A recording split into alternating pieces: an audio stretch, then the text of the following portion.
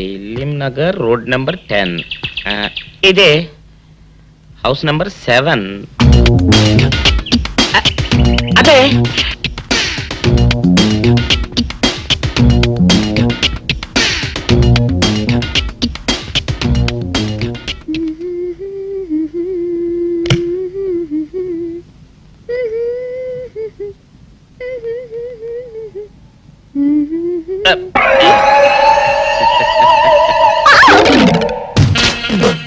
పాపా, నేను ఒకటి అడగనా?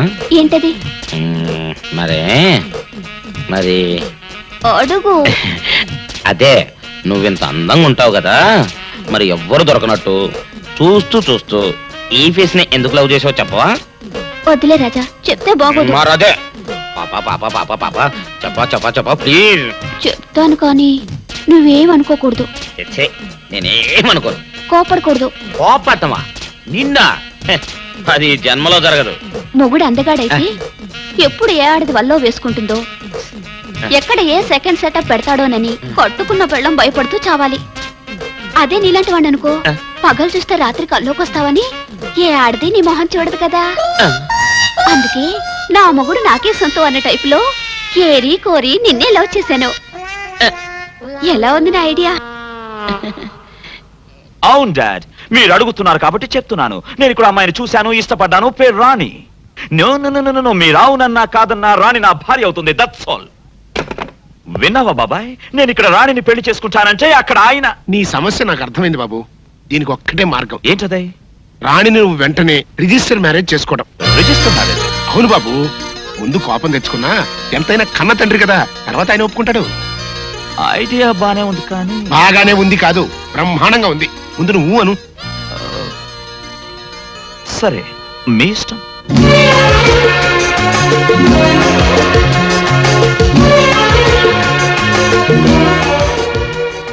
దండ మార్చుకోండి సార్.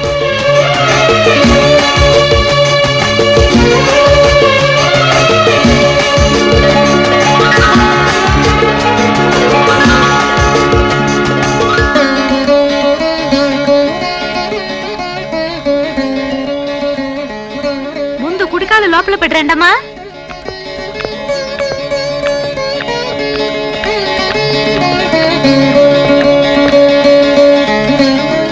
ఆహా చెల్లమ్మా, ఈ జంటను చూస్తుంటే ఇంటికి కొత్త కళ వచ్చినట్టుగా ఉంది. నేను అనుకున్నది సాధించాను.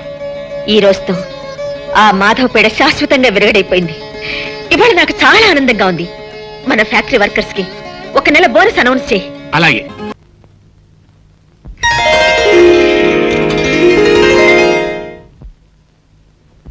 ఆంటీ, ఏంటి వివేక్? నా గదిలో హడావిడి ఏంటి? అది చూడు బాబు, ఎంత అత్తగారైనా అలాంటి విషయాలు ఆవిడ గారిని అడిగితే ఎలా చెప్తుంది చెప్పు? పెళ్ళయ్యాక వయసులో ఉన్న మీ ఇద్దరిని విడివిడిగా ఉంచడం విధాయకం కాదు కదా. అందుకని ఇవాళ రాత్రికి శోభనం కార్యక్రమం ఏర్పాటు చేసింది. సారీ, కుదరదు.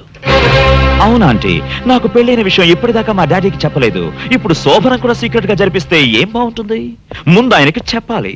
ఆయన ఆశీస్సులు అందుకున్నాకే మిగతావన్నీ. హలో, ఎవరండి మాట్లాడేది?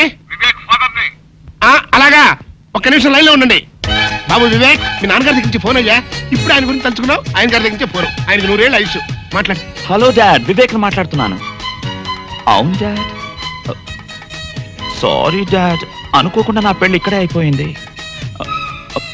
సారీ చెప్పాను కదా డాడ్. ఏంటి, ఈవినింగ్ ఫ్లైట్ బయలుదేరి వస్తున్నారా? Thank you dad, thank you very much. I'll come and receive the airport. Bye. ఏం లేదాంటీ, ఒక్కగానొక్క కొడుకును కదా, చెప్పా పెట్టకుండా పెళ్లి చేసుకున్నందుకు డాడీ కోపడ్డారు. మాట్లాడి కన్విన్స్ చేశాను. మమ్మల్ని ఆశీర్వదించడానికి దుబాయ్ నుంచి వస్తున్నారు. అలాగా? ఇవాళ వస్తున్నారా? ఓ, నాకు చాలా ఆనందంగా ఉంది బాబు. అన్నయ్య, నువ్వు వెళ్ళి ఎయిర్పోర్ట్ లో ఘనంగా రిసీవ్ చేసుకో. మళ్ళీ హోటల్ అది అంటారేమో, నేరుగా ఇంటికి తీసుకొచ్చేసేయ్. ఏం బాబు? సరోజ, లక్ష్మి, చూడమ్మా రాణి, ఆడదాని జీవితంలో తొలి రాత్రి సెకండ్ షో సినిమా లాంటిది. నిద్ర వస్తున్నా చూడాలని ఉంటుంది, చూస్తుంటే నిద్ర వస్తుంది.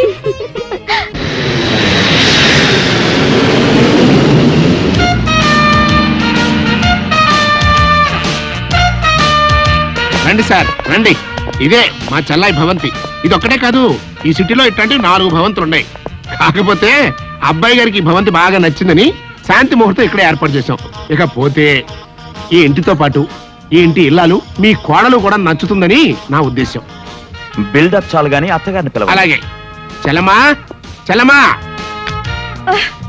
వచ్చేసారా? రండి రండి. ఏమిటన్నయ్యా అలా నుంచోబెట్టి మాట్లాడేస్తున్నావు? కూర్చోమను. కూర్చోండి.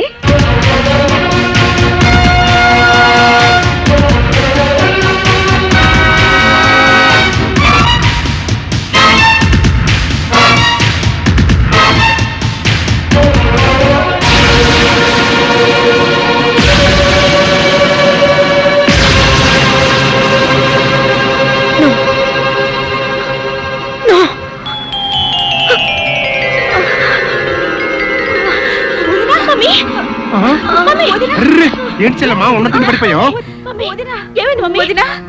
ఇవాళ రాత్రికి మీ శోభన కార్యక్రమం కూడా పెట్టుకున్నామే. దానికి తొందరగా ఉందండి. ముందు మీ చెల్లమ్మ సంగతి చూడండి. చెల్లమ్మా ఏంటమ్మా అట్ట పడిపోయావు? అట్లా చూస్తూ ఊరుకుంటారంటే తీసుకెళ్లి మంచం మీద పడుకోబెట్టండి. నేను